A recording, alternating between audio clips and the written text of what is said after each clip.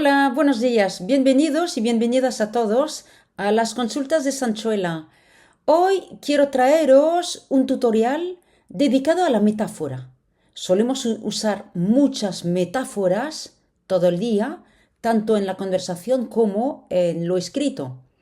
Y entonces me parece interesante y útil repasar primero qué es una metáfora y después cuáles son los distintos tipos de metáforas que encontramos tanto en la literatura como en la prensa escrita y también audiovisual.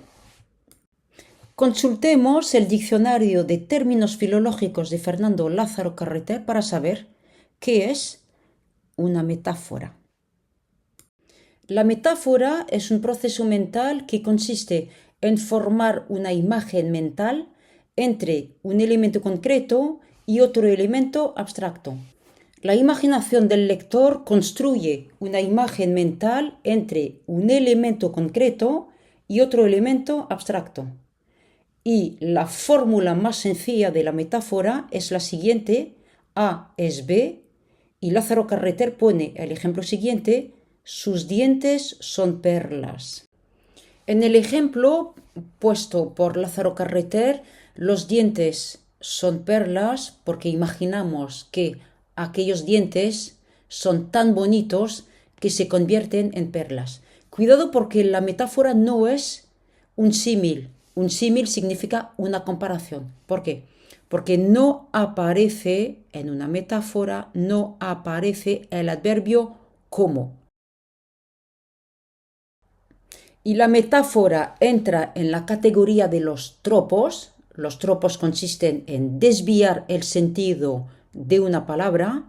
Y recordemos que la metáfora y la metonimia son los dos tropos que encontraremos tanto en los textos literarios como en los artículos de prensa. A estas alturas del tutorial ya sabemos lo que es una metáfora. Veamos qué distintos tipos de metáforas existen.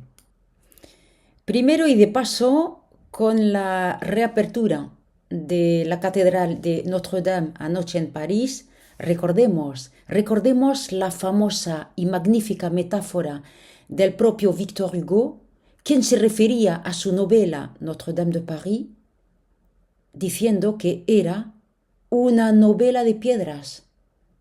Qué bonita metáfora, ¿verdad? La metáfora más común y más sencilla es la que acabamos de ver en el ejemplo: sus dientes son perlas. Y en esta ficha te pongo más ejemplos sacados de mis lecturas personales. Sus dientes son perlas equivale al modelo A es B, como lo hemos visto, y se trata de la metáfora atributiva. Fíjate en estos dos ejemplos: metáfora atributiva, A es B. En el primer ejemplo, Aldo y Rosa eran una buena influencia. Segundo ejemplo, yo era un bultico, etcétera, etcétera. Yo era un bultico, yo era como un pequeño paquete, etcétera, etcétera. A es B, metáfora atributiva. También existe la metáfora por complementación, basada en el modelo A de B, basada en un primer término concreto, complementado por otro elemento basado, eso sí, en la imaginación. Aquí tenemos el ejemplo de un cutis de vidrio para remitir de manera imaginaria a un cutis transparente. También, y cito de memoria, a una novela de Eduardo Mendoza. La novela es El caso Savolta, en que el narrador se refería a uno de sus compañeros de trabajo y describía, por ejemplo, su nariz como una nariz de garbanzo. Metáfora por complementación, A de B. Otra metáfora es la metáfora por aposición, A, B, que vendría a ser una enumeración, un primer elemento, en este caso una luz, después una transparencia, y veis cómo se va metaforizando un primer elemento, con efectivamente la aposición A, B.